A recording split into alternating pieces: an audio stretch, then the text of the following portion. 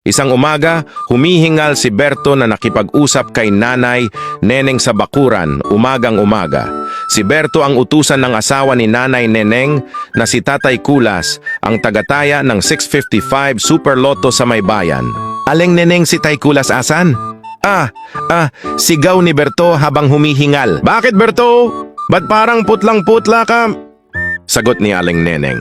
Nanalo po kasi siya ng jackpot sa 655 Lotto, 150 million po, solo winner. Sagot naman ni Berto at hingal na hingal. Tinakpan ni Aling Neneng ang bibig ni Berto. Ha?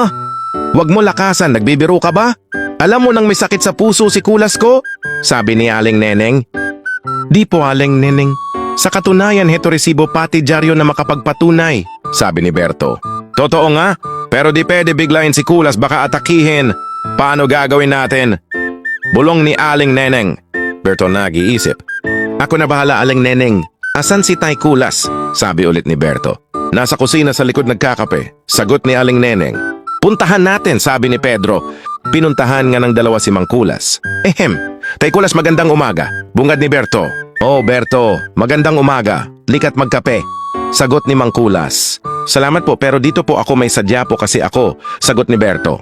Ano yun ba yun Berto? Tanong ni Mang Kulas. Halimbawa po manalo ka ng 50,000? No, gagawin mo? Tanong ni Berto.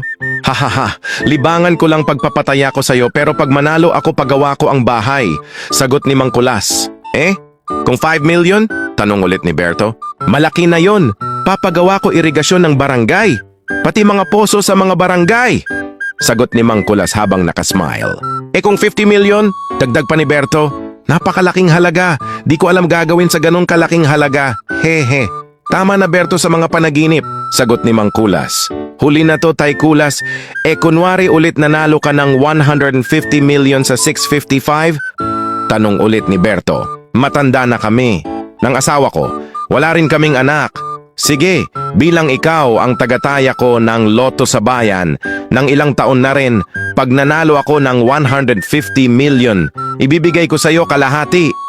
Pexman, promise ni Mang Kulas.